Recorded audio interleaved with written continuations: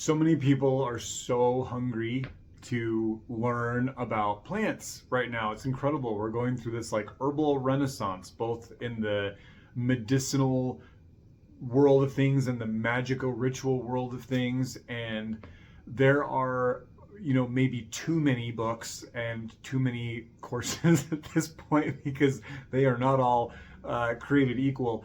But I'm here for it. I love that people are excited about this, that they're excited about learning how to bring herbal medicine into their lives to take care of themselves and to nourish their families. And that just opens up, being connected, more connected to the plants and the magical religious side of things. Even though we've had these incredible authors like Scott Cunningham and Paul Byrill for 20, 30 years, I don't think people have realized the degree to which plants are wrapped up in our magical traditions. Whether you're doing witchcraft or Wicca or, whatever, I don't think people really got it.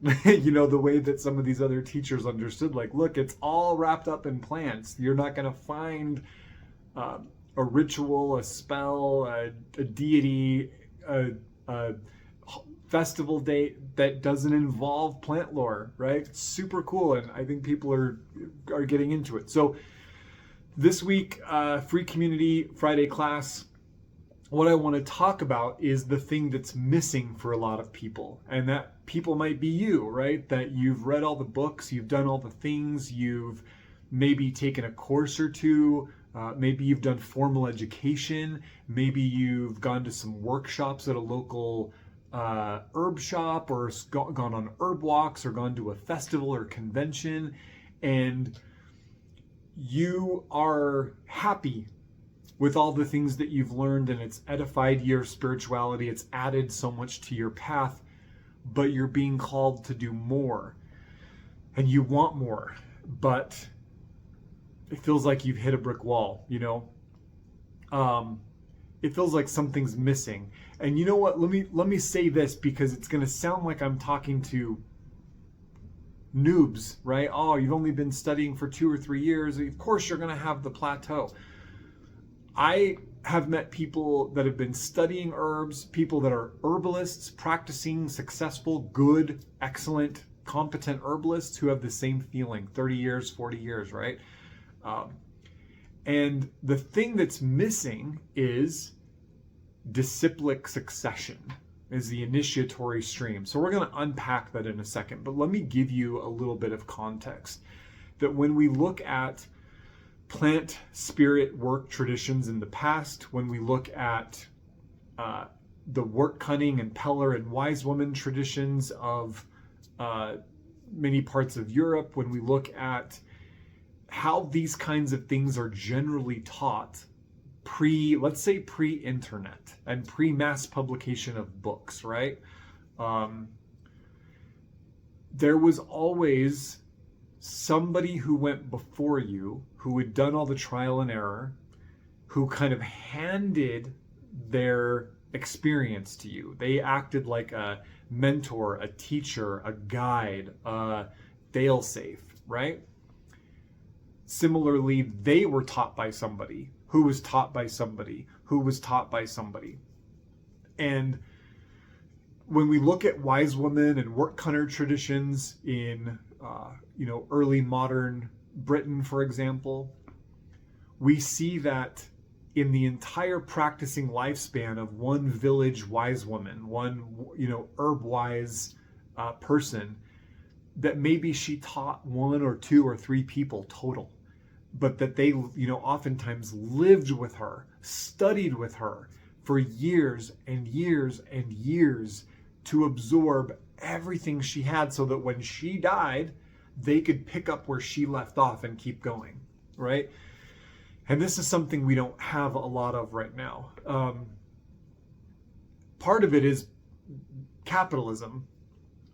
We can blame everything on capitalism, I know, but that a lot of the people who I've studied under over the years, would have been willing to give more, to do more, but they had to work a full-time job. They couldn't survive on their herb walks and their or their herbal practice or whatever. So some of it is that. Some of it is that we've lost the patience. We've lost the respect in a world filled with instant gratification. People can jump online and take a weekend course and call themselves a master herbalist. And no, I'm not kidding. I've met those people. People can go to a weekend workshop and become a shaman.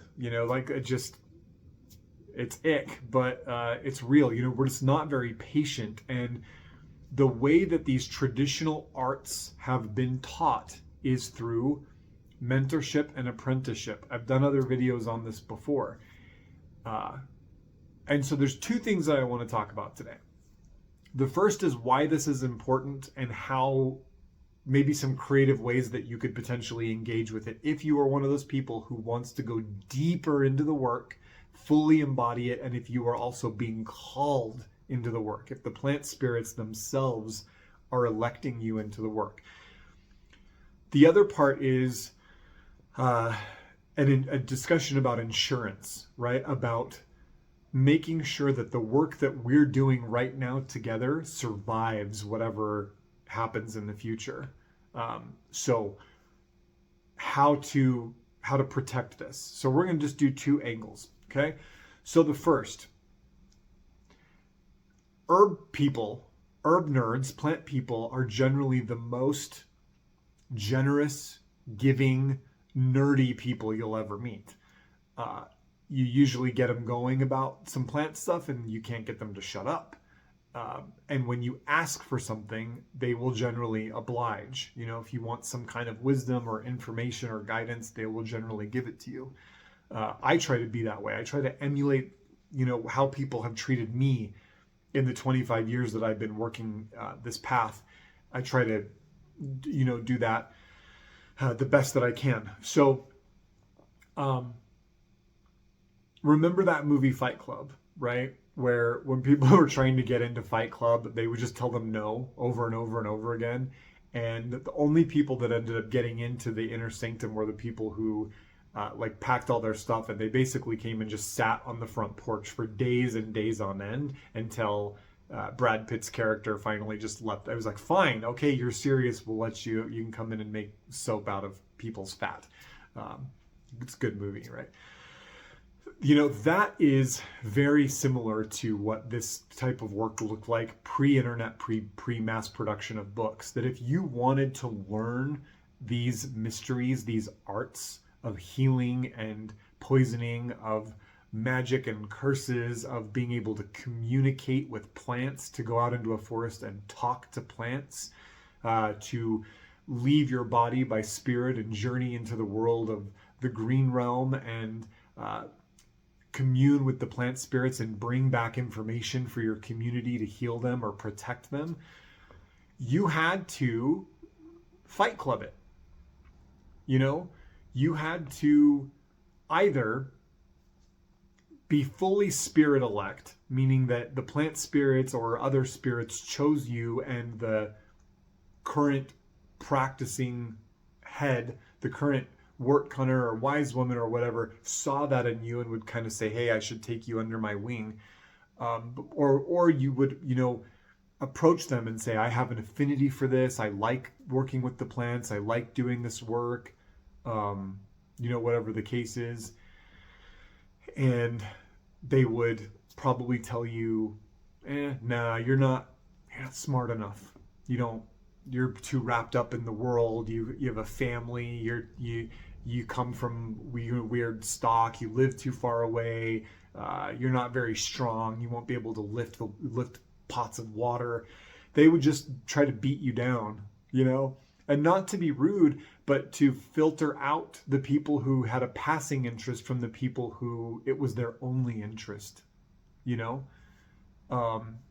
So now that's really hard, but there's also parts of it that are really easy because we can communicate with people all over the world. So if you can't pack all your stuff up and move to live near the person that you like learning from, or near an herb school or an herb shop that you like, or whatever, some community, you can communicate with them, virtually through distance, and maybe go visit them once or twice a year and have those in-person things.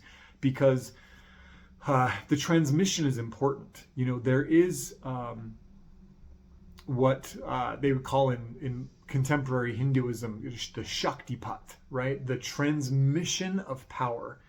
That when you read a book about how to do something and you do it, then you have the knowledge and experience. But when you do that with somebody who already embodies it and has been given it by the plants, this quickening happens. You get initiated. It's like a deeper kind of thing. And I can't tell you how much I wish I had more of that in my life, but for different circumstances, I had to do a lot of what I do the hardest way. And starting all again, I would do it different, but it just is what it is. And it was hard won for me, but now I feel confident and competent in the work I do. So find those people who you resonate with. They wrote books, if they're, even if they're really popular herbal, like famous herbalists or famous people doing herbal magic or sorcery or plant spirit work, you might be surprised that if you beat on their door long enough, you'll start getting something from them. This kind of stuff is important because a book is static. A YouTube video is static. A syllabus is static. I've written a couple books, and when I wrote those books, that information is frozen in time. Like it's just there now, right? The teacher-student relationship, the initiatory relationship, the stream of living wisdom is important because as the teacher passes on information to the student, the information has to change and adjust to settle into that new person's body, and it keeps it relevant and protected. So instead of me just giving everybody a book, if I teach you something and then you kind of like sit with it and settle it and digest it and alter it to meet the needs of your world and your community and how the world is now it's changed to be relevant and protected. And then down the road, you'll find somebody eventually that's 20 or 30 years your junior, and you'll pass it on to them, and they will make it relevant for their generation. And that's how this stuff stays alive. That's how this stuff survives forced conversion and colonization and displacement and famine and disease and the tests of time, is that we're taking something that's alive and giving it to somebody else and letting it be alive in them, right? And hope that they continue to do that. And it's what's going to keep this stuff alive for here on out. So,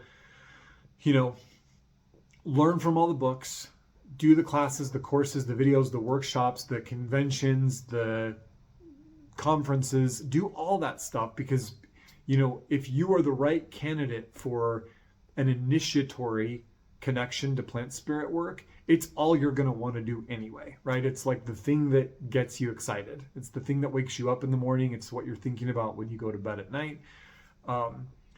And don't hesitate to become pen pals, to get on the radar of, to become friends with the people who are doing the thing that you see yourself in. When you find the people that are like, oh, the way she's doing this, that feels like coming home to me. That feels resonant. I see myself doing that. The way she teaches it makes sense. I even like when she challenges me and makes me frustrated or angry, like that I have to process something in a different way. I even like that. Because we won't always like everything our teachers do. Hunt her down, track her down, and just keep sending the emails, the DMs, the letters, and just show up. Fight Club. It is a hard thing to be in that position. To be the teacher, to be the mentor, to be the guide, the facilitator, the initiator, because those of us who do plant spirit work, we try to stay in a really humble zone where we're aware of the fact that the plants are the doers, right? It's the plants actually that are doing all the medicine, all the magic, all the wisdom. We're just like translators. We're just go-betweens, right? And it can be a lot, it's a lot of work, it's a lot of exhaustion. It can be very taxing, especially if you're somebody who, in order to survive, you're working like a full-time job and doing all the plant work on the side. That can be rough. Some of us are fortunate enough, myself included, that sort of what I do all day is plants. I'm in a busy clinical practice. I get to work with clients all day long, and I get to do classes and workshops and all that, and it's great. But when somebody comes to me with sincerity and hunger, there's very little I won't give them. And, probably I'm less giving than most herbalists. People who have worked with me for years and years in person could probably speak on this better. But, if somebody's sincere and they want it and they're willing to do the work and they're willing to be told no, they're willing to be corrected, they're willing to be asked to do things in ways that are different than that they think, or even uncomfortable, in order to really understand, really grasp, and they're willing to be dedicated and show up, you'll get everything, because that's just the way this stuff works. The plants are very giving, but in order for us to receive from them, we have to sit with them, right? We have to slow down and sit and kind of be held by them and slow down to tree speed. And so there's an investment in all of that. So I want to wrap this up with saying, if you want more, if you know there's more, if you're ready for more, if you've gone as far as you feel like you can go with studying on your own or doing online courses or even in-person courses, ask the plants to guide you to a teacher. Or if you already have one or two or three people that you really love, you really respect, figure out if you are in a place where you will take their time seriously, and then start bugging them. Start reaching out, start asking for, what you need. There's like a contemplation of, legacy for a lot of herbal practitioners, plants, people walking a plant spirit path in whatever iteration that may be, that they don't want everything they've done, everything they've experienced, all their notes, their experiences, their journeys, their failures, they don't want all that to die with them. And when that happens, we find ourselves back in the boat we've been in for the last 150 years or so, where we're like suddenly having to reinvent what was already a very good wheel, and piece together things. We don't want to ever have to do that again. And we're the ancestors, right? Like, we're the people that are going to be leaving whatever we leave for the people that are generations after us. We're going to be writing the tomes that are considered historical one day. Isn't that weird? Somebody sat down and wrote Bald's Leech book. They wrote the Laknunga. They wrote your favorite book. Somebody did that like started existing at a moment of time, and now we're in a moment of time, and we can do this work, and we can be, the ancestors that are responsible for passing this on to the next generation. So keep the information relevant and dynamic and squishy and protected. Be part of a lineage, be part of a disciplic succession. Find the people or the person or the group that does things the way that you like, and link up into that family so that you can get initiated, that you can get into the stream with them and collect all of the work that they've done. This is not armchair sorcery. It's not all academic. There's something spiritual. There's something energetic that happens when we're in relationship to people doing the work, right? So if you're ready for more and you feel like you're running into a brick wall, you've hit a dead end, this is probably the next step. So it's here's your invitation to go make it happen. With that, Wishing you a lovely week ahead with blessings of peace and plenty. I'll see you next time.